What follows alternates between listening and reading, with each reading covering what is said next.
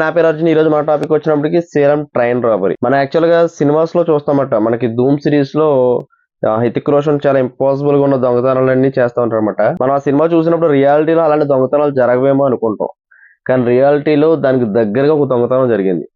August 8, 2016 Salem railway station కి night 9 గంటలకి ఒక ట్రైన్ రావడం జరిగింది, సేలం ఎక్స్ప్రెస్. అయితే దానికి ఒక స్పెషల్ బోగి అటాచ్ చేయడం జరిగింది, V28 అనే బోగిని అటాచ్ చేయడం జరిగింది. ఈ బోగి ఎందుకు అటాచ్ చేశారంటే, దాదాపు RBIకి సంబంధించిన 342 కోట్ల రూపాయలు కొన్ని వుడెన్ బాక్సెస్ లో ప్యాక్ చేసి ఆ కోచ్ లో పెట్టడం జరిగింది. Next day early morning Chennai Egmore కి అరౌండ్ 4 o'clock కి రీచ్ అవ్వడం జరిగింది. సో అక్కడ నుంచి ఆ బోగిని డిటాచ్ చేసి రైల్వే యాడ్ ఉండదు కదా, ఆ యాడ్ పంపించడం జరిగింది అనమాట. మార్నింగ్ అరౌండ్ 11 o'clock ఆ టైం కి RBI అఫీషియల్స్ అలాగే పోలీసులు ఆ పర్టికులర్ యాడ్ కి వెళ్ళి ఆ క్యాష్ ని హ్యాండ్ అవుట్ చేసుకుని వచ్చారనమాట.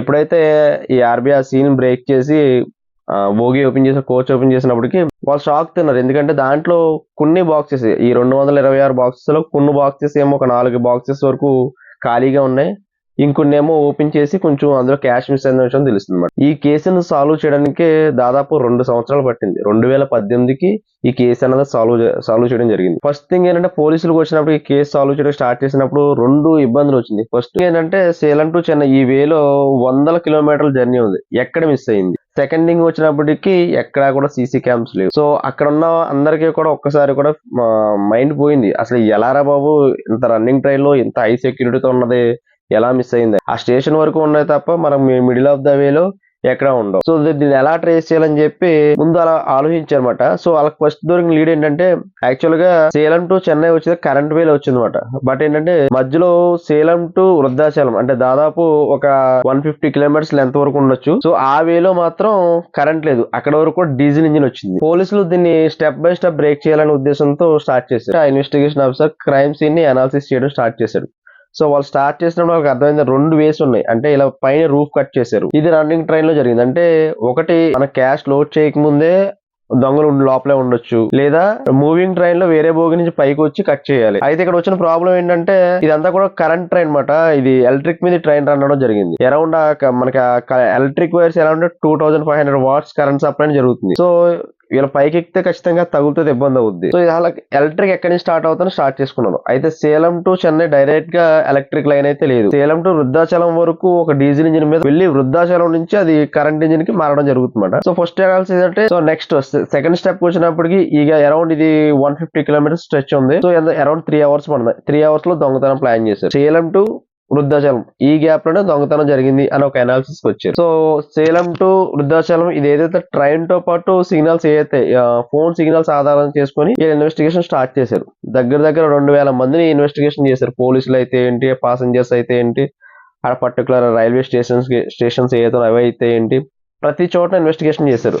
ప్రతి చోట కూడా యాక్చువల్ గా దాదాపు 10 స్టేషన్లు వస్తాయన్నమాట. ప్రతి స్టేషన్ లో కూడా ఏ స్టేషన్ దగ్గర కూడా ట్రైన్ ఆగినా కూడా ఈ పోలీసులు ఏంటంటే ఆ బోగి చుట్టూరు సెక్యూరిటీ ఉండేవారు, మళ్ళీ స్టార్ట్ అయ్యే ముందు మళ్ళీ ఎక్కేసేవారు. సో ఇలా చూసుకున్న తప్ప వాళ్ళ ఉద్దేశం ఏంటంటే రూఫ్ నార్మల్ గా స్ట్రాంగ్ ఉంటది కాబట్టి దాన్ని ఎక్స్పెక్ట్ చేయలేదు, అలాంటి జరుగుతుందని కూడా ఎవరు అనుకోరు కదా. సో వీళ్ళు ఎలా ప్లాన్ చేశారంటే, ఈ స్టేషన్ ప్రతి చోట ఆగిన చోట కూడా ఆ రూఫ్ పైన వీళ్ళు ఉన్నారు, ఆ విషయం తెలియదు ఎవరు. సో ఈ గ్యాప్ లో ఇది కట్ చేయడం, లోపలికి వెళ్ళడం, తీయడం అనేది జరిగింది అనమాట. ఈ 2,000 మందిని ప్రతి ఒక్కరిని ఎంక్వైరీ చేస్తా ఉన్నారన్నమాట. ఎంత వెళ్ళినా ఎక్కడికి వెళ్ళినా కూడా అది డెడ్ ఎండ్ గా మిగిలిపోతుంది. సో తర్వాత ఏం చేశారంటే, వాళ్ళు ఇస్రోని కన్సల్ట్ అయ్యారు, అంటే శాటిలైట్ ఫొటోస్ కోసం. సో వాళ్ళు కొంత ఫొటోస్ ఇచ్చారన్నమాట. ఆ ఫొటేజ్ లో తెలుస్తుంది కొంత ఒక 4 వరకు పైన ట్రైన్ పైన ఉండి దిగడం కనబడడం. సో ఫస్ట్ ఈ 2,000 మందిని ప్రతి ఒక్కరిని ఎంక్వైరీ చేస్తా ఉన్నారన్నమాట. ఎంత వెళ్ళినా ఎక్కడికి వెళ్ళినా కూడా అది డెడ్ ఎండ్ గా మిగిలిపోతుంది. సో తర్వాత ఏం చేశారంటే, వాళ్ళు ఇస్రోని కన్సల్ట్ అయ్యారు, అంటే శాటిలైట్ ఫొటోస్ కోసం. సో వాళ్ళు కొంత ఫొటోస్ ఇచ్చారన్నమాట. ఆ ఫొటేజ్ లో తెలుస్తుంది కొంత ఒక 4 వరకు పైన ట్రైన్ పైన ఉండి దిగడం కనబడడం, కొన్ని ఫొటోస్ అయితే రావడం జరిగింది. సో ఆ ఫొటోస్ లో ఉన్న వ్యక్తులు ఎలా ఉన్నారంటే, ఈ కన్స్ట్రక్షన్ కి సంబంధించిన వర్కర్స్ ఉంటారు కదా, వాళ్ళ కనిపించారు. సో ఇంకా దగ్గరలో ఏదైతే ఈ సైట్స్ ఉన్నాయో అట్లా ఎంక్వైరీ చేయడం స్టార్ట్ చేశారు. అలా చెక్ చేసుకున్నప్పుడు మధ్యప్రదేశ్ చెందిన ఒక ముఠ బయటకు వచ్చింది, మోహన్ సింగ్ అనే ముఠ. సో వీళ్ళు అక్కడ మిస్సింగ్.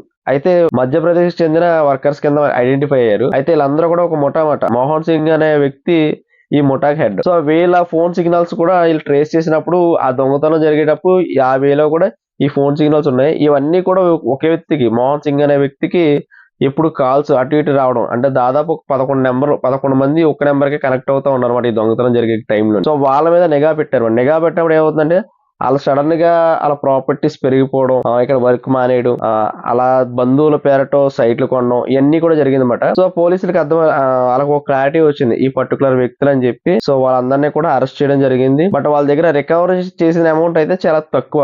100 రూపాయలు పోతే దాంట్లో ఒక 20 రూపాయలు మాత్రం రికవర్ అయింది. అంటే ఒక 80% అయితే రికవర్ అవ్వాలా, ఒక 20% మాత్రమే రికవర్ అయింది. సో ఎనీవే అది ఎంత ప్లానింగ్ తో వచ్చినా కూడా ఎండ్ ఆఫ్ ద డే కర్మ అనేది ఒకటి ఉంటుంది. వాళ్ళ టైం వచ్చింది, దొరికేశారు. సో పోలీసులు అయితే అరెస్ట్ చేశారు. సో మనం బయట రియాలిటీలో ఇలాంటి దొంగతనాలు ఉంటాయని ఎవరు కూడా ఎక్స్పెక్ట్ చేయం. యాక్చువల్ గా ఇంటర్నల్ గా కూడా కొంతమంది హెల్ప్ చేశారు.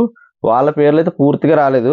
ప్రస్తుతానికి అయితే వీళ్ళని అరెస్ట్ చేయడం, రిమాండ్ కి పంపించడం, అమౌంట్ అనేది మాత్రం చాలా తక్కువ రికవర్ అయింది. అంటే ఆ క్రైమ్ లో ఇన్వాల్వ్ అయిన వాళ్ళందరూ కూడా బయటికి రాలేదంట, కొంతమంది వరకే వచ్చారంట. సో ఎనీవే నా వీడియో మీకు నచ్చుంటే కనుక please do like, share and subscribe. Thank you.